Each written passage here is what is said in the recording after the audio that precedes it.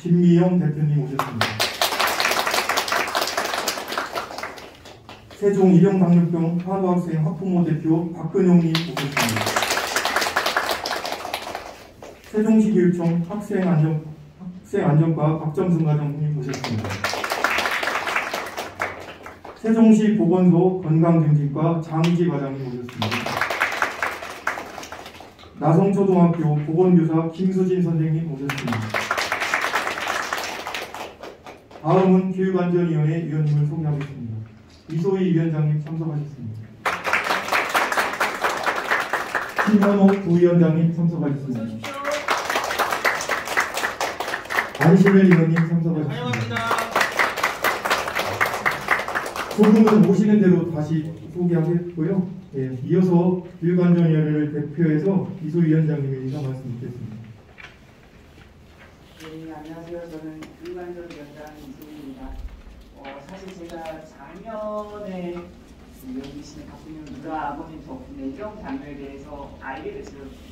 어떻게 보면 조금 창피할 수도 있지만 저는 그전에는 이런 장르에 대해서 전혀 몰랐다가 아버님을 뵙기도 했고 이번에 최연의 일가 쪽에 슬픈 일도 있고 해서 더 많이 깊숙하게 좀 알게 됐는데요. 알면 알수록 생각이 들었던 거는 조금만 우리 사회가 관심을 가지고 그리고 조금만 더 지원을 하면 훨씬 더 아이들이 안전하고 건강하게 살 수 있겠다는 생각이 저는 너무 많이 들더라고요. 사실 이런 얘기를 하면 좀 그럴 수도 있지만 저는 장애를 가지고 있고 저 같은 경우에는 사실 조금만 관심 가진다고 해서 제 삶이 완전히 유택해지면 저는 좀 어렵다고 생각을 하거든요. 그렇지만 전 일형장애의 친구들은 조금만 더 관심 가지면 충분히 건강하게 살 수 있겠다는 생각이 저는 너무 많이 들었어요. 그래서 오늘 같은 자리가 좀 더 일찍 마련이 됐으면 좋았겠다는 생각이 들지만 오늘을 기점으로 해서 일형장애에 대한 이해도를 더 많이 높일 수 있으면 좋겠고 그리고 다양한 의견들이 나와서 아이들이 더 유택한 삶을 살 수 있도록 하면 좋겠습니다. 저희 시의회도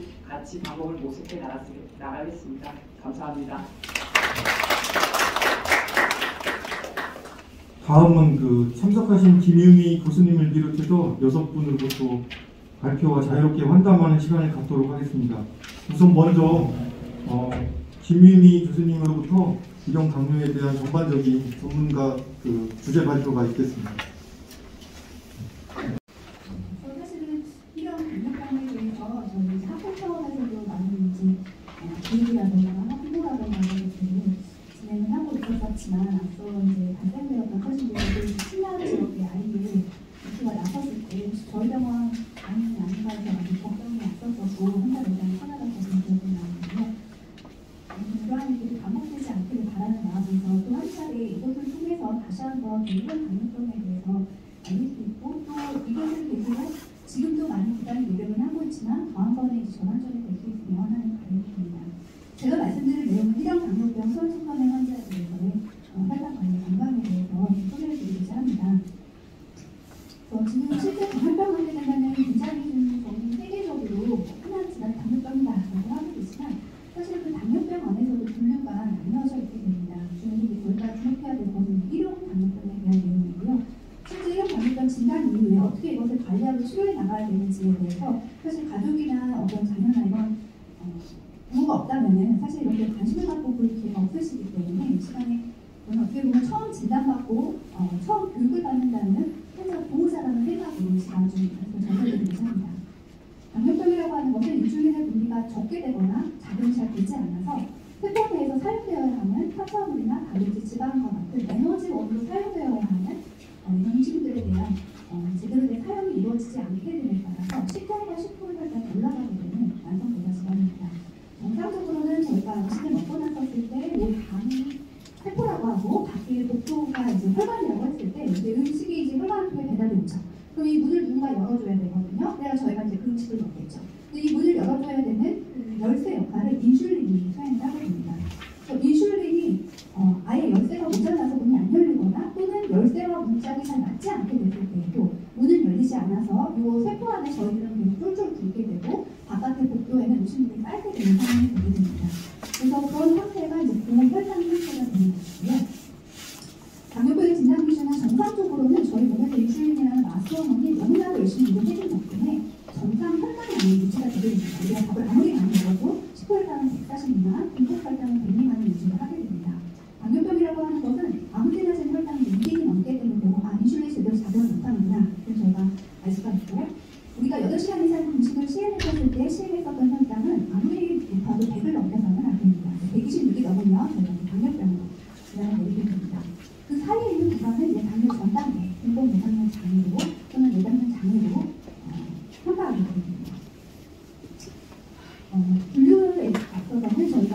1형과 2형으로 크게 나누게 됩니다. 저희가 이제 소아당뇨병이라고 하는 이름이 명명되게 된 데에는 발병 시기가 1형 당뇨병의 대부분은 소아 청소년 시기 연령에 발병을 하기 때문에 소아당뇨병이라고 말을 한 것이지만 성인 시기에도 사실은 발병을 할 수 있고 어느 연령에나 발병을 할 수 있게 됩니다.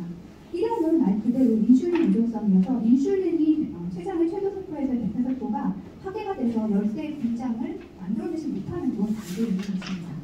그러다 보니까 인슐린이 없는데 우리가 아무리 역학약을 먹어봤자 인슐린 갖고 있는 것을 갖다가 분장을 아무리 붙여도 소용이 없는 거죠. 인슐린을 넣어줘야 되는 상황이거든요. 근데 이러한 단계도 왜 분장이 파괴됐느냐에 대한 기전이 또 나눠지게 됩니다. 자기 몸을 공격하는 자가면역 질환들, 우리가 뭐 갑상선 질환 이런 것들도 대표적인 예가 되는데요. 1형 당뇨병은 이런 자가면역 질환 대표적인 질환으로 이제 분류가 되게 됩니다. 자가면역 기전에서 내 몸을 내가 공격하게 됨에 따라서 인슐린을 분비하는 베타세포의 분장이 파괴가 되는 것이 원인입니다. 1A는 이제 자가면역 세포 항체가 나오게 되는 경우고 어떤 분석을 했는데 표시자가 검출되지 않는 흑화혈성의 경우들도 포함되게 됩니다. 2형 같은 경우에서는 실제 이제 인슐린은 나오지만 인슐린의 반응이 세포에서 잘 이루어지지 않게 되는 경우가 있고 대부분 이제 비만이라던가 또는 가족력이라던가 이제 나이가 드는 노화라던가 이런 것들이 이제 원인이 되게 되는 경우들이 많습니다. 사실 2형 당뇨병에서는 사실 소아청소년 시에 발병된 2형 당뇨병은 개선되는 경우들도 있거든요. 하지만 1형 당뇨병은 이미 굉장히 파괴되었기 때문에 이것을 개선할 수 있을 것이라고 기대하기는 어렵습니다. 그래서 제가 앞서 말씀드렸던 인슐린 열쇠가 아예 발생하지 않는 완전 현저하게 감소되어 있는 상태가 1형이고 2형 당뇨병은 열쇠는 있지만 이것을 제대로 분작이 잘 가능하지 않는 경우가 해당이 되게 됩니다. 사실 2형 당뇨병 인슐린